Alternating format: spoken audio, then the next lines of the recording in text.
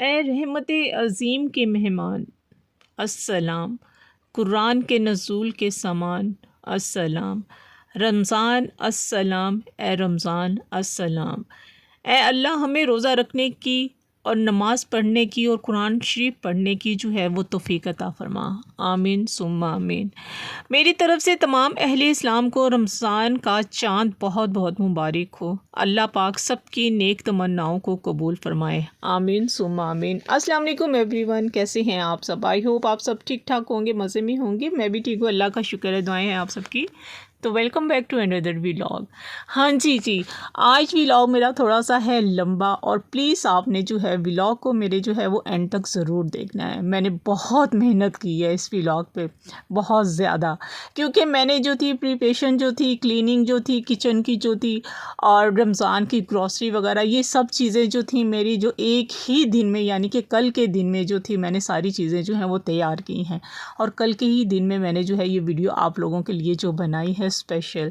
तो जी मैंने बहुत मेहनत की है, सफाई के साथ साथ वीडियो बनाना, काम करना, और घर को जो है मैनेज करना, और घर के लिए खाना बनाना, और सफाई भी करना, डीप क्लीनिंग भी करना। जो जो मेरी चीज़ें जो थी वो रह गई थी, वो मैंने आज के दिन जो है वो मैंने सारे काम किया है, और वो मैं आपसे अपनी रूटीन जो है सारी जो है क्लीनिंग की, ग्रॉसरी की, और सारी मेंटेनेंस की, जो मैंने रमज़ान के लिए जो जो चीज़ें मैंने जो प्रिपरेशन की है, वो सारी जो है वो मैं आपको आज के व्लॉग में जो है वो ज़रूर दिखाऊंगी, और प्लीज़ एंड तक ज़रूर देखिएगा।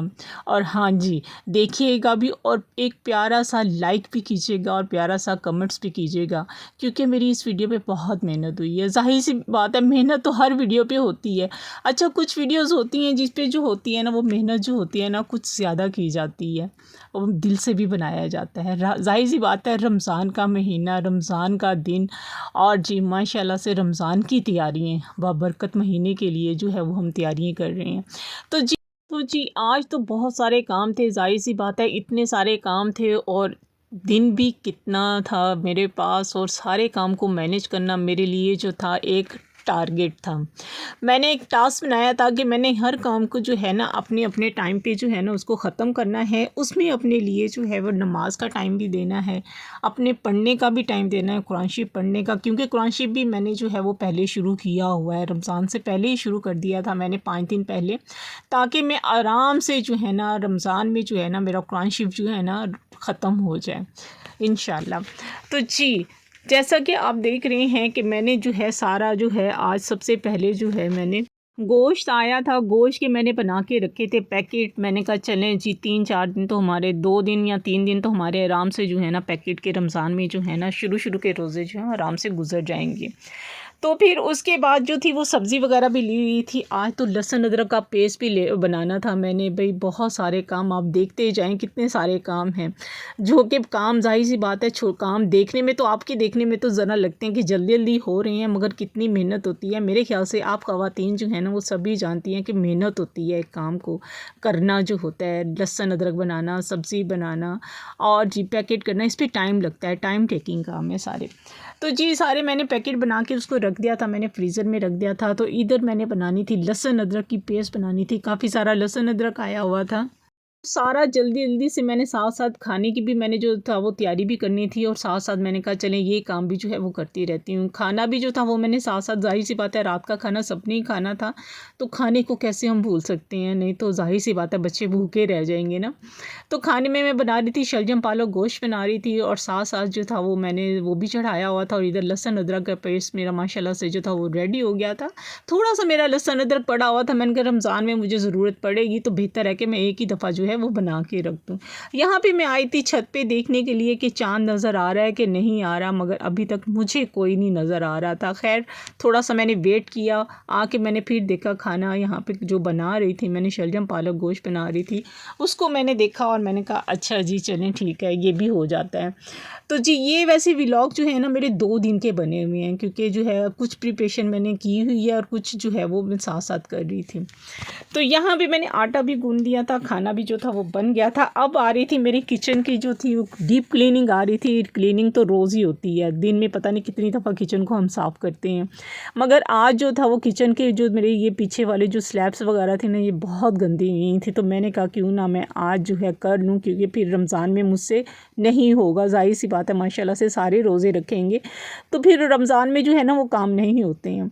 तो मैंने साथ साथ क्या किया, मैंने कहा चलें जी ये आज करते हैं डीप क्लीनिंग किचन की, जो है थोड़ा सा सजाते हैं। सजाने के लिए तो मेरे पास अभी इतना नहीं है मार्जिन के मैं जो है किचन को ज़रा भी सजाऊं, मगर जो है अल्हम्दुलिल्लाह इसी में जो है ना मैंने सारा कुछ जो था वो सेट कर लिया था।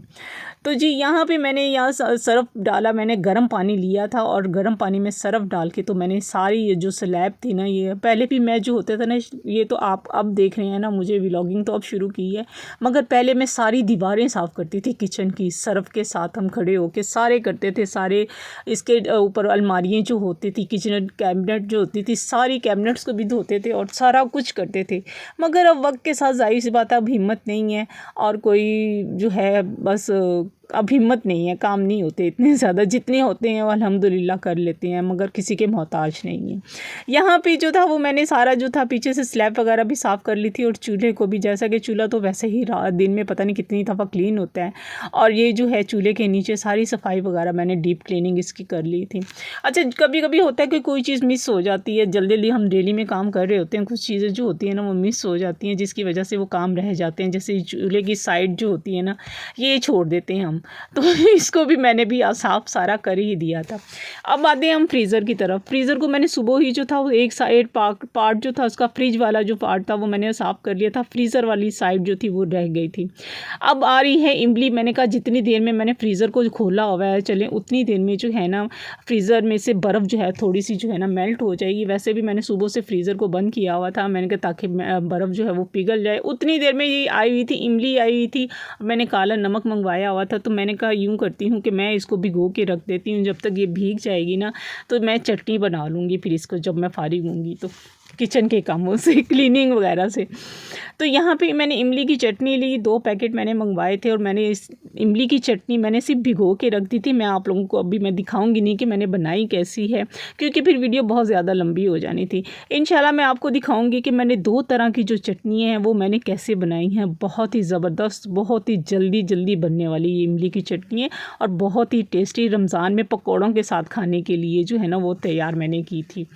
तो जी यहाँ पे मैंने चटनी जो थी वो भिगो दी थी। ये देखें जी, ये मेरा सारा किचन जो है, चूल्हा जो है पीछे से इसकी स्लैब भी मैंने सारी साफ़ कर दी है। चूल्हा जल रहा था क्योंकि किचन में काम भी खाने पकाने का साथ साथ चल रहा था। ज़ाहिर सी बात है बच्चे हैं, बच्चों को जो है ज़रूरत होती है खाने की, क्योंकि ये व्लॉग भी मैं आपको कल का ही दिखा रही हूँ।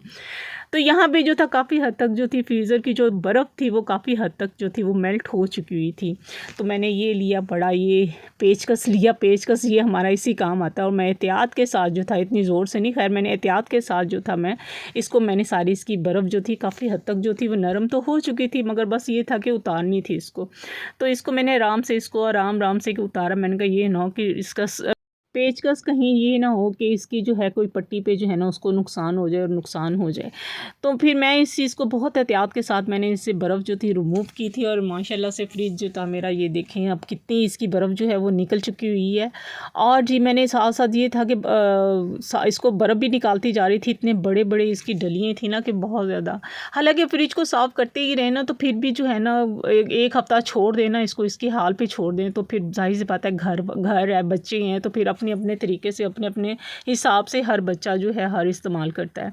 तो ये देखें कितनी बड़ी बर्फ़ जो है वो मैंने उतार दी थी। फातिमा मुझे कह रही थी ये देखें बर्फ़ है, मैंने कहा वो मुझे हाथ कह दी मैंने लगाना है, तो देख रही थी वो। यहाँ माशाल्लाह से देखें मेरा फ्रीज़र भी जो है अच्छा सा डीप क्लीनिंग इसकी मैंने कर दी। या गोश्त के जो पैकेट बने हुए थे वो मैंने यूँ ही प्लेट में रख दिए थे, मगर बाद में मैंने इसको दूसरी तरह से सेट करके रख दिए थे। और ये लहसुन अदरक का पेस्ट, लेमन मैंने निकाल के रखा हुआ है, और ये जो ग्रेवी उसकी जो है टमाटर की पेस्ट मैंने जो बना के रखी हुई है माशाल्लाह से, ये भी जो थी ये देखिए मेरी अभी तक काम आ रही है। अब मैं और भी टमाटर मंगवाऊंगी तो और भी इसको बना के जो है रखूँगी, इंशाल्लाह फ्रीज़ करूँगी, क्योंकि अभी भी चीज़ें काफ़ी हद तक जो है ना वो सस्ती ही हैं। यूँ देखिए फ्रिज भी साफ़ हो गया और मेरा माशाल्लाह से फ्रीज़र भी जो है वो मेरा माशाल्लाह से साफ़ हो गया। तो मुझे तो सुकून हो गया, रमज़ान में मैं चीज़ें भी आराम से जो है वो सेट कर लूँगी। अब आ रही है ग्रॉसरी की बारी, क्योंकि ग्रॉसरी जो है अब मेरी जो जितनी थी, मुझे अभी ज़ाहिर सी बात है हम भी मिडिल क्लास फैमिली से बिलोंग करते हैं, तो ज़ाहिर सी बात है हम भी रमज़ान में जो है वो साथ साथ ही चीज़ें लेते हैं। खैर जितनी भी ग्रॉसरी माशाल्लाह से आई थी अल्हम्दुलिल्लाह रमज़ान के शुरू के दिनों के लिए जितनी भी था मैंने सारा जो था वो लिया और उसको मैंने जो था उसको अपनी अपनी जगह पे जो था वो सारा सेट वगैरह करके रख दिया था। ये देखिए किचन का हाल, अब मेरा किचन जो है एक साइड से मैंने साफ़ कर लिया था, चूल्हे वाली साइड साफ़ कर ली थी, अब ये दूसरी साइड जो है ना स्लैब वो साफ़ करने वाली है। अब सारा मैं इसको करूँगी डीप क्लीन। अच्छा यहाँ पे आटा जो था वो ज़रा स्टोर से था, वाइट आटा था, तो इसमें मैंने आटा जो था ना वो चक्की का आटा मिला के मिक्स करना था। चक्की का आटा मेरे पास जो था वो थोड़ा ही था, मैंने कहा अच्छा चलें जितना भी है आटा मैं उसको जो है वो मिक्स करके रख लेती हूँ और मुझे ज़रूरत पड़ेगी तो मैं और मंगवा के चक्की वाला आटा इसी में मिक्स कर दूँगी। क्योंकि वाइट आटा जो है ना मेरे घर में इतने शौक़ से नहीं खाते हैं, बच्चे भी नहीं खाते हैं और हस्बैंड भी नहीं खाते। कभी कभी अच्छा लगता है, बस पराठों में कभी कभी अच्छा लगता है, अदरवाइज़ वैसे अच्छा नहीं लगता। रोटी तो इसकी मुझे बिल्कुल भी नहीं अच्छी लगती, मेरे ख्याल से मेरे घर में कोई भी इतने शौक़ से नहीं खाता। हाँ जब आ जाता है तो मजबूरी में जो है ना वो खाना पड़ जाता है इसको।